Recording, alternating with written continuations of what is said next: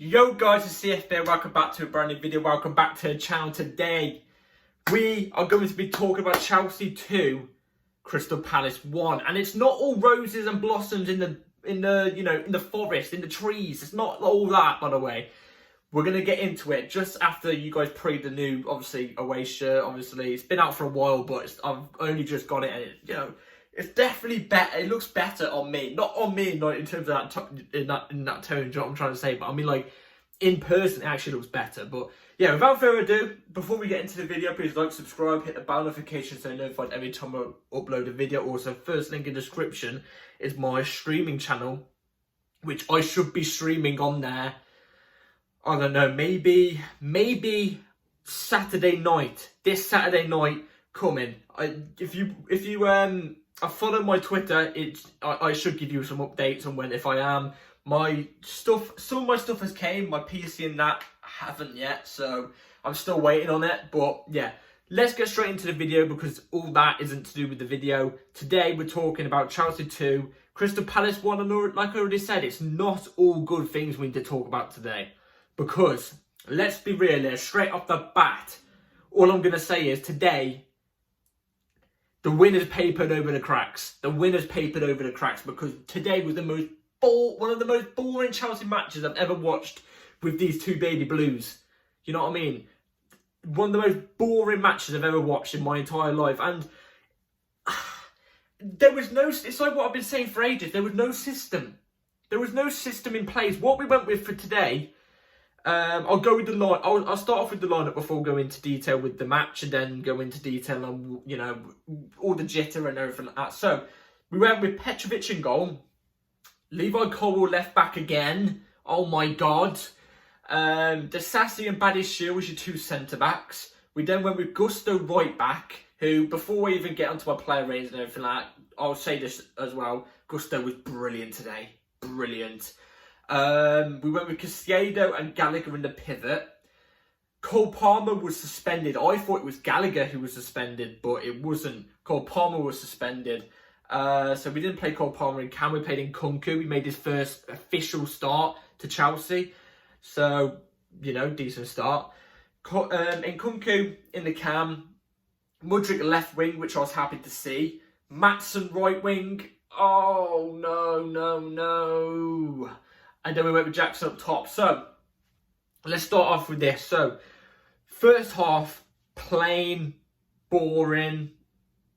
I was nearly falling asleep watching the first half. It's just, there was nothing going. There was no quick football. Whenever it was time to attack, it would be the most blatant attacks of all time. Like stuff you'd see in Sunday League, like type attacks, you know what I mean? No system in place, no tactics being talked, just individuals trying to work the play. That's what it looked like in the first half. But we went 1-0 up in the first half very early on, thanks to Mudryk, who I have been saying since he got his goal against Newcastle to start him against Wolves. And we didn't start him against Wolves. He came off a bench against Wolves, didn't have enough time to make something happen, but he looked good. We actually start him today, and look, he produces the goods. He looks like he's racking up form, and you know what? I've got to be honest, since the Newcastle game, every time he's made an appearance, technically, on the ball, he's looking way better. He's looking way better on the ball. He still makes the odd mistake, which obviously it can happen, but like I want to see him be a bit more consistent in the game. But, it was nice play, and Kunku got it, played a nice pass out wide to Gusto, who cut it back into the box. Mudryk's in the right position, who just taps it in, and it's 1-0 to us. And I've got to be honest, I was happy we was 1-0 up, but I knew at some point Crystal Palace were going to go and score because defensively we looked shook today for some reason. That big striker for Crystal Palace, I don't know who his name is, but he was scaring our defenders. And, he gave Badiashile a bad game today. Badiashile did not have a good game today. He looked a bit shook. Disasi's the disaster class. Like, I just don't rate him. I think Trevor Chalobah's a much better centre-back than Disasi, but yeah, he was giving them problems. Crystal Palace go and make it 1-1 on the stroke of half-time. Of course it was going to happen. They had one breakaway through. It's crossed into the box from, the edge of the box. It's crossed in. Colwill is meant to have I think it's Elise who scored. It was Elise, I think. He was meant to have... Elise was his man, yeah? The ball comes in, Elise is his man. He should have stayed on Elise. Badiashile had the tall striker. He had him. Badiashile stays on the tall striker. Colwill, for some reason, runs towards the player of Crystal Palace's that is already marked by one of our players, leaving Elise free. It goes over Colwill's head, and Elise just gets a free shot off. Colwill should have stayed on Elise, but in all fairness, to be fair, how can I blame Colwill for playing at left back and playing the left back position when it's not even his position? It's not even his position. We should be sticking Maatsen at left back. You know, even though he's not great, what we saw from him right wing today was... I don't want to go into it. I really don't want to go into it. But at least left back's his actual position. Just play him there. You know what I mean? Give Colwill his actual role as centre back. I doubt he would have made that mistake if he was playing as his actual centre back. He leaves a man free. Elise scores 1-1 on a stroke of half time. And second half was even more boring than the first half. Even more boring. There was no style. There was no style whatsoever. Crystal Palace. There was more chance of 95-year-old Roy Hodgson. No offence to Roy Hodgson, but he's been around for a long time. But there was more chance of Roy Hodgson changing up tactically than there was Pochettino. There was more chance. Is Pochettino secretly 90 years old? Because the football today from both teams was shocking. For the neutral, this must have been a snore fest. It must have been a snore fest. But what happened in the second half? Nothing bar the penalty, which Noni Madueke won, who came off the bench, by the way, and proved a lot of people wrong. I've been saying it on Twitter for God knows how long. I've been saying, give Noni a run. He's been unfairly treated. If you give him a run of games, he's going to prove people wrong. And, you know, he won us our penalty today, which looked like a leg breaker, by the way, but luckily, Noni's fine. Won the penalty, he took it himself, and put us in with a 2-1 win. But this is where I say, you know, the win is papered over the crack today. It's papered over the crack because there's some of our fans out there who are going to be happy with today because we won. Don't get me wrong, 3 points. I already said yesterday, even if we play bad but get 3 points, I don't care. I'm going to take it. And I'm taking it. I'm happy we got 3 points. But there's some of our fan base who, because we've won, are going to take it to an advantage and say, oh yeah, we're back now. Oh, you know, the next game we're going to win. We're going to win the next game and we're going to outplay the next team we play because we've got this confidence. And, you know, they're going to think to themselves that we've played well today. That's why we won. It's the complete polar opposite. Crystal Palace were there for the taking. You should have seen some of their touches they were making. It was like us against Wolves. Misplaced touches consistently. The passes were so off and everything. They were there for the taking. If we were Man City at 50%, we wouldn't have even conceded to Crystal Palace today, and we would have beaten them 4-0. You know what I mean? If we was Crystal Palace, if we were City at 50% today, we would have beaten them 3-0 and not conceded. That's what I'm trying to say. Also, we did not play well whatsoever. I don't want to come on here and be negative all the time, but you know me, I'm going to speak the truth and I'm going to speak my mind, and you know, I'm going to be honest with you guys, and it's still not good enough football. The football's still not good enough. It's not. And like I said, it's a very, very beatable Crystal Palace side that we should have smashed up today. If Crystal Palace were better today, if Crystal Palace played how they played against City, who knows? We might have only just come away with a draw. But a penalty bails us out again. It's a well worked penalty, you know, from Noni. You know, it's a stone waller in my opinion.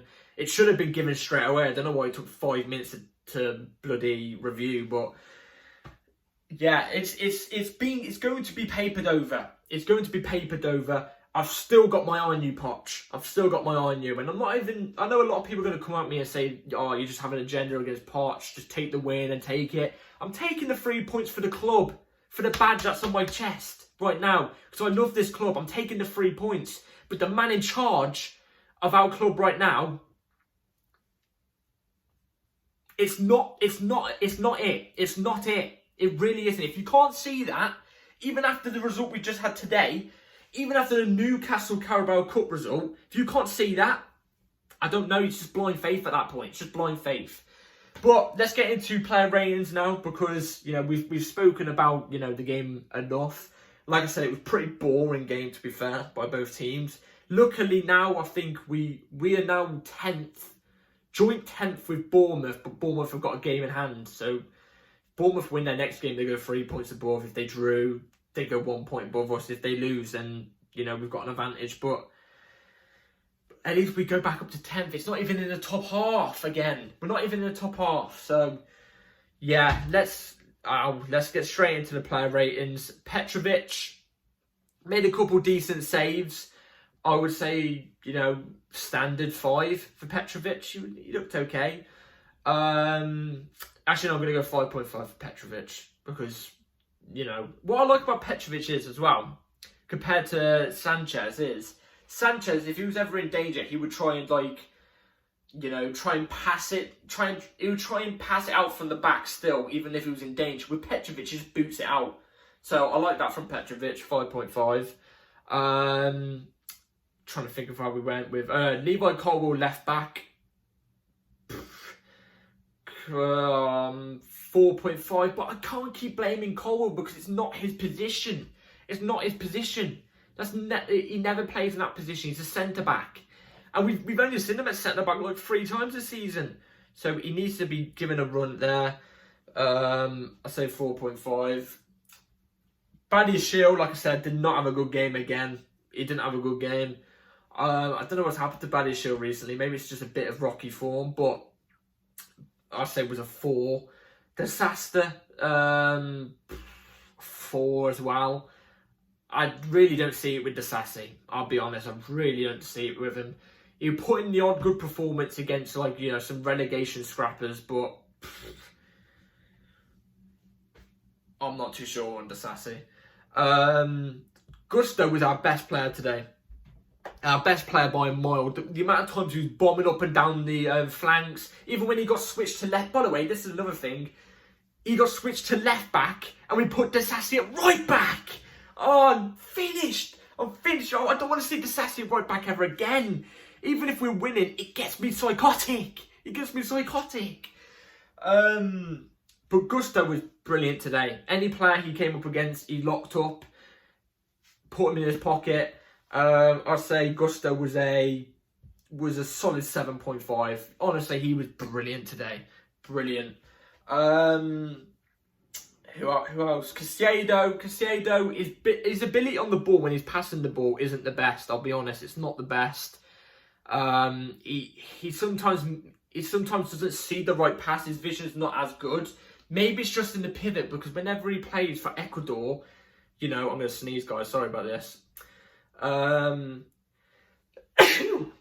Sorry about that. Whenever he plays for Ecuador, his vision, the way he plays his passes, you know, his chances created as well when he plays for his country is way better than it is for Chelsea. But does that come down to Caicedo, or does that come down to the team around him? Because many times in today's game, there wasn't enough movement. We got the ball in the midfield or down the flanks. There's nobody in the box when we're down the flanks ready to make a cross. Or we've got the ball in midfield, getting ready to put a good through ball through, and nobody's there to run onto it. There's no runs. It's just the lack of movement in this team is shocking as well. And yeah, so Caicedo, I'd say, was a 5. No, 4.5. Gallagher just runs about. You know what I mean? He run about today, put in some good challenges. Didn't really do anything too exciting, but did the job. So I say Gallagher was a 5.5, I think. I think that's fair. No, I say a 5, I think that's fair. Mudryk off the left, don't get me wrong, he went quieter in the second half than he was in the first. But in the first, he was taking his men on. He was the only one really making proper movement all the time. He would track back defensively whenever he could. He got the goal as well. He had to be in the position for the goal, which I like ever since I complained about, you know, Mudryk always staying out too far wide to the point where if we get a cross in or we're about to create a chance, he's not there enough because he's too far out wide. Now he's cutting in a bit more, you know what I mean? He's in the places, in the right positions. You can tell he's starting to learn a bit more, and I like that from Mudryk. So I say Mudryk was a solid 6.5. I think he was decent today. And Nkunku as well, in my opinion, you got to think about this as well. He's still getting used to the Premier League. Let's be real here. He's not played. This is his first start for Chelsea. He's still going to get used to the Premier League. He's only just come back from an injury he's had for about 4 months, so he's still getting used to that. He's still got to get used to the system that's here. There's no system, so I don't even blame him for being stuck at sometimes. But whenever Nkunku's on the ball, he already knows what to do. This is the thing with Nkunku compared to some of our players. When he gets the ball, as soon as he receives the ball, he knows what he's going to do. He knows what he's about to do. He knows the pass that he's going to make. He knows the space he's got to run into. But, like I said, the lack of movement from our team, like players like Jackson and, you know, just the whole team in general, barring Nkunku, the lack of movement, you know, he can't create enough chances because there's no movement whatsoever. Do you know what I'm trying to say, guys? It's balmy, but Nkunku did what, you know, the best he could. He was part of the chance created for the goal. He didn't get the assist, but he got the pre-assist, if you know what I'm trying to say. So, Nkunku, quieter in the second half as well, but I'd say it was a 6. I think it was decent. Good Premier League debut, especially at the Bridge. Maatsen, too weak. Didn't really do anything. So I say you can't play a left back at right wing. It's a left back at right wing. It's bad enough playing the left back at left wing. You know what I mean? 3.5. And then I want to go with Jackson. Did he even get shot off? Yeah, he did. He got an offside goal. I remember that. Which I don't think was really offside, but I don't know the offside rule nowadays. It's just, it keeps switching all the time. It hit a deflection, he scored, but bar that, he didn't really do much. His link-up was good, but he links up too deep. He drops too deep to link up. He can't ever link up near the box. It has to always be next to the halfway line. So Jackson, I'll say, was a 4.5. And yeah, subs. Lavia made his debut, which I'll go into in a second. He looked very calm for his debut. Played about 30 minutes. Didn't do anything too exciting, but he's a DM. I don't expect him to do anything too exciting except from just protect our defenders. And that's what he did on occasions. So I'd say Lavia was a solid 5 for his Prem debut. Noni Madueke won us the penalty, scored the goal, looked dangerous on the attacks, was beating his man whenever he got on the ball in the 25 minutes that he played. I don't understand why Poch never plays this guy consistently. Give him a run of games. You see progression in Noni's footballing ability. I'd say Noni was a 6.5. I think he looked really decent today. And then I'm going to go with... who else came off the bench? Broja. Oh, I don't know. Don't know about Broja anymore. It's just... he doesn't know what to do when he has the ball at his feet. He doesn't know what to do when he has the ball at his feet. It seems like he's only got pace and physicality. That's the only thing he has. 4. And I can't think of anybody else that really came on. But yeah, with Pochettino, by the way. Oh, yeah, before I quickly say about Poch. Lavia, solid debut. And yeah, Pochettino.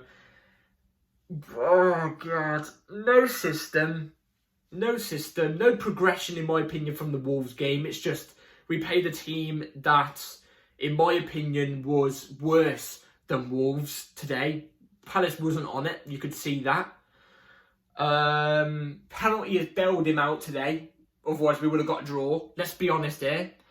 And again, playing players out position. Playing Colwell, a centre-back at left-back.